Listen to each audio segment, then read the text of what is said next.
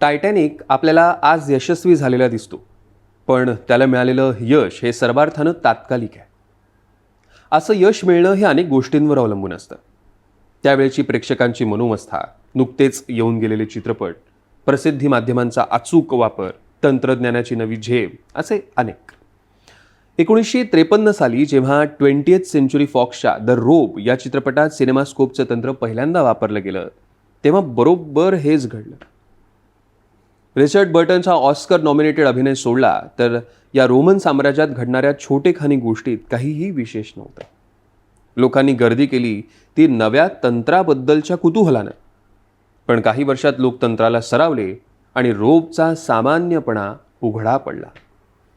आज टायटॅनिकमधल्या अपघाताच्या प्रसंगाला दिपून गेलेले लोक उद्या नक्की विचारल्याशिवाय राहणार नाहीत की टायटॅनिक काय विशेष होतं बुवा त्याच्यात, एवढा का चालला तो. शेवटी काळाची परीक्षा ही सर्वात मोठी परीक्षा असते. मग ते पुस्तक असो, इमारत असो, चित्र असो की चित्रपट. आज तरी असं वाटत नाही की काळाच्या ओघात या चित्रपटाचं महत्त्व टिकून राहील. अर्थात काय होईल ते आपण इतक्यात सांगू शकणार नाही, निदान आणखी काही वर्ष तरी.